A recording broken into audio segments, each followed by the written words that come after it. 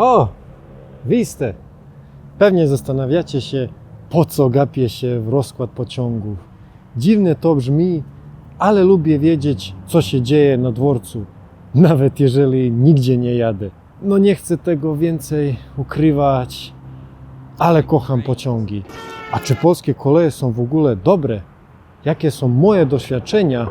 To i wiele więcej w dzisiejszym filmiku. Zaczynamy! Koleje są bardzo ważną częścią życia mojej rodziny. Mój dziadek, z którym byłem bardzo blisko, w latach 70. i 80. zarządzał koleją w Czarnogórze, wtedy jedną z republik SFRJ Jugosławii. Wiele razy mi opowiadał o swoich przygodach, które mnie bardzo zaciekawiły. Można powiedzieć, że miłość do pociągów mam we krwi. Na studiach i do pracy jeździłem codziennie z Baru do Podgorycy i z powrotem. Jeżeli Was interesuje historia i stan teraźniejszych kolei w Czarnogórze, to napiszcie w komentarzach. Wracajmy jednak do Polski, w której mieszkam ponad 4 lata. Cały ten czas, jak tylko miałem okazję, to zwiedzałem pociągiem ten kraj od morza do gór. Ostatnio przejrzałem swoją historię zakupów biletów, którą przedstawiamy na tej mapie. No trochę się jeździło. Większość moich podróży z polskimi pociągami odbyło się bez żadnych problemów. Ale nie martwcie się, później opowiem Wam koszmarną historię, która przydarzyła mi się z PKP Intercity. Na początku wiele rzeczy mnie zaskoczyło. Przede wszystkim ilość połączeń, liczba pasażerów, ogromne i malownicze dworce i ogólnie jak wszystko funkcjonuje. Też mnie zaskoczyła liczba przewoźników kolejowych, jak i różnorodność taborów. Weźcie pod uwagę, że pochodzę z kraju z taką samą liczbą mieszkańców co Gdańsk. Mój bałkański mózg nie może zrozumieć, że PKP Intercity nie jest przewoźnikiem z największą liczbą pasażerów. No zwykle u nas jest tylko jeden, który obsługuje ludzi. PKP jest daleko od mistrza, legendarnego Polregio. Kraj nad Wisłą się może pochwalić własnymi spółkami, które produkują pociągi, jak Newag i PESA. W Polsce jest zwykle kolej normalnotorowa, ale występuje też kolej z szerokimi torami, typowymi dla krajów byłego Związku Radzieckiego, Finlandii i Mongolii. Istnieje też nadal zwykła linia kolejowa, którą obsługują parowozy. Dla mnie, jako miłośnika kolei, ten kraj jest rajem. A jak to wszystko wygląda w rzeczywistości? Żeby filmik miał jakąś naukową wartość, będziemy testowali różnych operatorów. Wybieramy się do następnego dużego miasta nad Wisłą, Płocka. Wtedy, kiedy chcieliśmy ruszyć, niestety nie było bezpośrednich połączeń. Więc najpierw pojedziemy PKP Intercity do Kutna, gdzie mamy dosłownie tylko 5 minut na przesiadkę do pociągu kolei mazowieckich do Płocka. Będzie gęsto. Odjeżdżamy na czas z polskim Pendolino z całkiem nowej stacji Warszawy Głównej. Jest bardzo czyściutko, wygodnie i cicho. Tyle jest miejsca na nogi, że nawet przeciętny czarnogórzec nie ma problemu się zmieścić. Stolik jest solidny i jest wystarczająco dużo miejsca na laptop. Jest wieszak na ubrania. Jest nawet światło na górze, jeśli chcecie coś czytać. Wygodnie można podróżować godzinami, nawet w drugiej klasie. Jest gniazdko do ładowania, jak i dużo miejsca do przechowywania bagażu. Nie mogę się przyzwyczaić do tego, jak Polska jest płaska. Najlepiej to widać, jak się wjeżdża z stolicy. Prawie cały czas jechaliśmy 160 km na godzinę. Dużą zaletą tego pociągu jest wars, czyli wagon restauracyjny. No niezłe miejsce na poranną kawę, musicie przyznać. Oczywiście musiałem zrobić recenzję toalety, która jest, jak sami widzicie, dobrze wyposażona i czysta. Wszystko działa jak powinno. Godzina do Kutna bardzo szybko minęła. Jest to naprawdę rewelacyjny produkt PKP Intercity.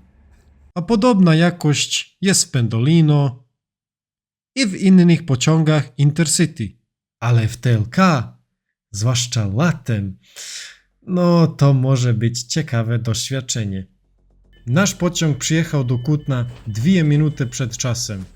No po prostu niesamowite. Kutno jest bardzo ważnym węzłem kolejowym, co nie dziwi, bo jest 20 km oddalony od geograficznego środku Polski.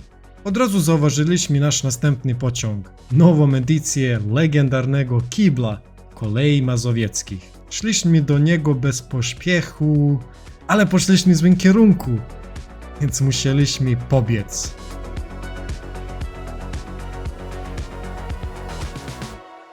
Udało się zdążyć. Znowu odjechaliśmy na czas. No, to żaden luksus, ale wszystko w nim jest.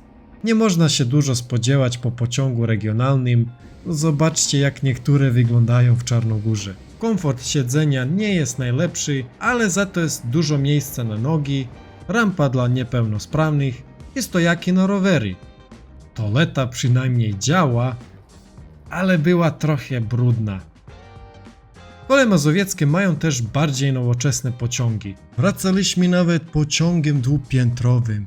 Inne wojewódzkie miejskie koleje też są na wysokim poziomie i miałem same dobre doświadczenia. Również konduktorzy zawsze byli mili, niezależnie od przewoźnika.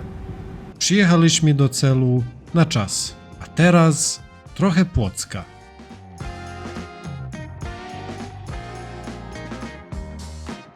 O, no proszę, jest pasaż imienia Vuka Karadžića, serbskiego lingwisty, któremu udało się zestandaryzować nasz język. A propos języka, zapraszam do obejrzenia mojego filmiku Dlaczego nauczyłem się polskiego. Na pewno się pytacie, po co przyjechaliśmy do Płocka. Bo to miasto niestety jest dobrym przykładem, że nie jest tak bajecznie w polskich kolejach. Płock ma ponad 100 000 mieszkańców, jest troszeczkę ponad 100 km oddalony od stolicy, do której dziennie są tylko 3 bezpośrednie pociągi. Po prostu nie ma torów i trzeba jechać naokoło. Ciężko to uwierzyć, ale Polska osiągnęła najdłuższą sieć linii kolejowych w 1950 roku, kiedy wynosiła ponad 26 000 km. Od tego czasu długość torów powoli malała do 2016 roku, kiedy wynosiła zaledwie 19 000 km.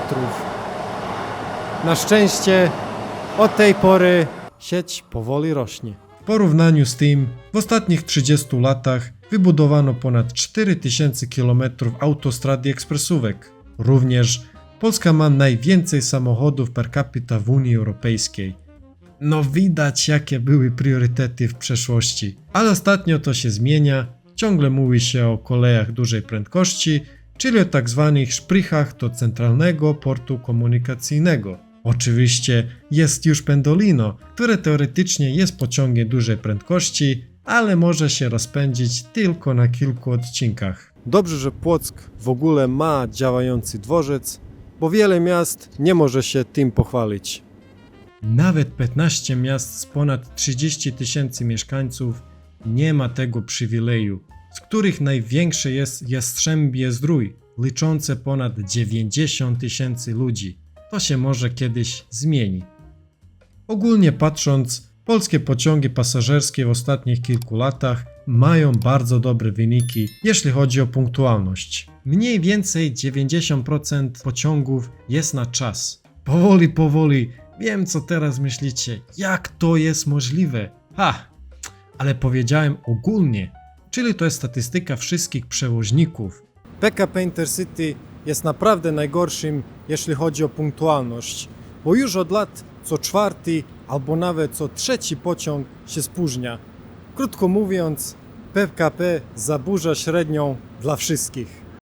Wiele Polek i Polaków opowiadało mi swoje koszmarne historie z podróży pociągiem. Tak jak już wspominałem, jestem zachwycony PKP Intercity, ale teraz ich bardziej rozumiem.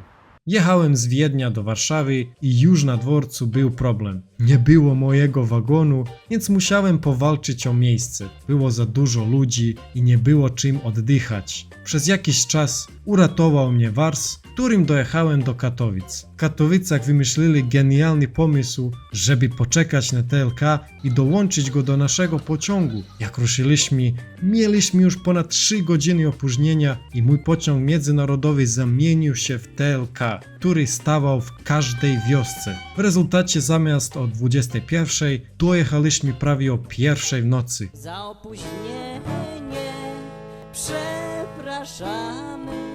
Jedynym pocieszeniem był dla mnie fakt, że oddali mi pieniądze za ten bilet. Co by się w Czarnogórze nigdy nie stało. U nas jest praktycznie niemożliwe dostać jakikolwiek zwrot.